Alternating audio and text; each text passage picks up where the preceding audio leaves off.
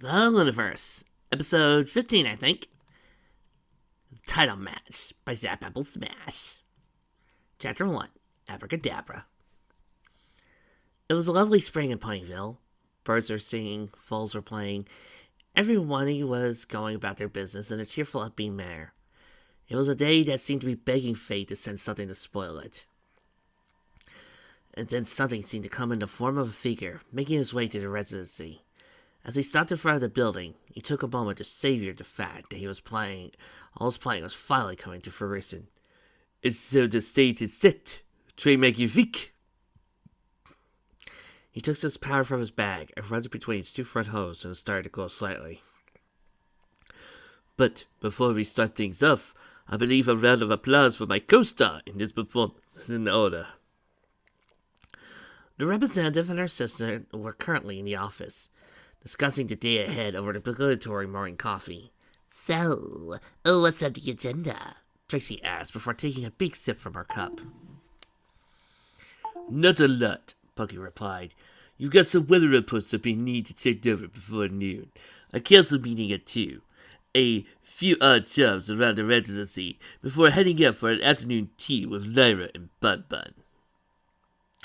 Potential causes for concern? Well, Window Pig did stop by while you were in the shower. He thought it would be professional courtesy to let you know that the specialized safe break glass you now request is on bank order, and any repairs to your window wouldn't happen until next week. It was at that moment the window was hit with a massive percussive force. Tremble in fear, little moon!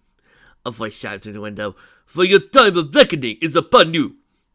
Instead of responding straight away, Trixie took in a couple of deep breaths as she laid down her cup. Now that we have that out of the way, she commented dryly, let's go see who's at the door. Can't you just look through the window? I ruined the surprise. My little pony, ah, my little pony, friendship never meant that much to me, my little pony. But you're all here now, I can see. Stormy weather, a lustrous show, a musical bond with love and care, teaching laughter. It's an easy feat, and magic makes it all complete. You have my little ponies. How did I ever make so many true friends? You're watching The Lunaverse, only on the Hub. Sponsored by Reese's. MLP done by Laura. Done by Lauren Faust. Lunaverse by Rainbow Double Dash. Trixie stepped out of the residency. You know, I have a door. It's a very nice door. Good, solid design. Opens up real easy. And when you knock on it, you can hear all throughout the building. So you really don't. The representative stopped her rant when she saw who was waiting for her.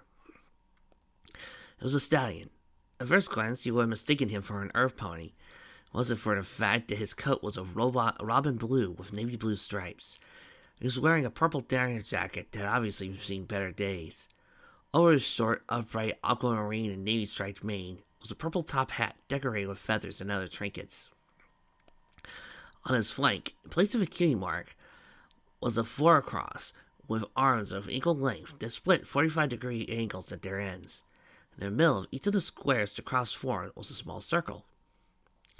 That's right, little moon. Accept your fate as long as it lasts your past is catching up to you. Trixie raised an eyebrow. If I was actually trying to run from my past, I really suck at it, she commented. Ryan Cube stepped out to see what all the hubbub was about. So, who's the smartly dressed zebra? He asked. He's a Zebrony, Trixie corrected. Zebra pony hybrid. There's a decent community of Neigh Orleans. Right. The assistant replied in mild interest. So, who's the smartly dressed Zebrony? His name is Galeb, Trixie commented. Former friend. Trixie gave her a suspicious look. Why do you assume former friend? Well, you know him by name. Most ponies don't know your last name, and your current friends know you don't like being called Lula Moon. You've been working on your discussing skills, Trixie commented. Yes, I have. Thank you for noticing me. Don't ignore me. The two unicorns drew their attention back to the Zebrony. Now what are we supposed to do? Trixie demanded. So far, all you've done is smash my window and shouted about my reckoning. What do you want? I want you to pay for what you did to my brother in the name of your own ambition. Trixie sighed. Look, I know you blame me for what happened to your brother, but this really isn't achieving anything. Blame you, Galeb repeated. He's rotting in a prison cell because of you. No, he's rotting in a prison cell because he's a criminal.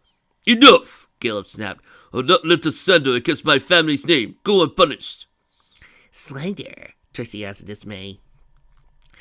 There was a trial. He pleaded guilty. The guy read their sentence. This is a fact. Enough! Trixie Little Moon, for what you have done, you will be punished. Really? Trixie, despite her warning to resolve this matter peacefully, she was kind of curious to see how the Zebrony was going to make her pay. I challenge you to a magic duel, Galeb answered. You win, I let the matter rest. I win. You forfeit your knighthood, representative of representative. Trixie blinked a couple of times. A magic duel, she repeated. After all this time, you had to plan your revenge against me in the effort of making the trip here for Neigh Orleans. The best you could come up to challenge me is the magic duel. What? Galeb soft. You think that because you're the element of magic, you won't lose? No, it's the fact that this scheme of yours isn't the fact that I will accept such a bone-headed challenge. Galeb took a moment to process Trixie's response. Oh, I get it. You're scared of facing me. Trixie knew this was an attempt of Galeb to get a rise out of her, and frankly, it was a bad one. No, it's the fact that I worked hard to earn my titles, and what idiot would waste something as valuable as their knighthood in a duel? Sir Ironhoof and Sir Torrential Storm of Tottenham, Pokey offered. Wagered your titles to settle a dispute involving a half-eaten lemon tart and a glass of sherry. He just saw the other two looking at him. Oh, come on. You must have heard of the twits of the terrific Tottenham tart tussle. Galeb and Trixie blinked a couple of times before refocusing on each other. I knew you were splendid to the moon, but have you at least a sense of face your nemesis? My nemesis? Trixie repeated disbelief. You honestly think that you're my nemesis? The was close the distance between her and the Zebrony. Let me make something perfectly clear, Trixie said. You are not my nemesis. I don't have a nemesis.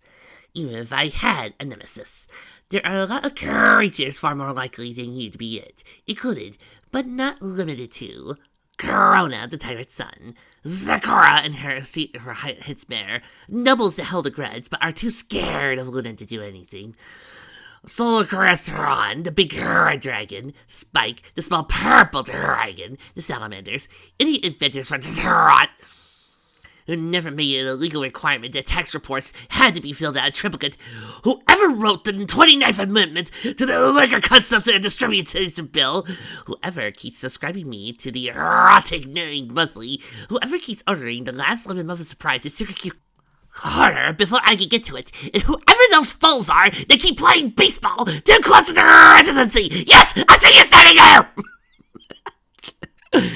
Oh, good, you held that whole entire thing in for a whole minute. Give me a break, Trixie! This type of list gag makes me break out the giggles. Moving on. Then there was the sound of small hosts scurrying away. Galeb looked on at the unicorn, emerald eyes brimming with hate. Little Moon, you will fight me in a duel, or I'll... You'll what? Trixie irritated. You lay one hoof on me, or one spell on me or my friends. You'll be deemed an enemy of the state, and thrown in the darkest hole Princess Luna can find for you. You can't do that, Galeb shot back. Wanna try me? The representative asked. When she did get a reply, she said, That's what I thought.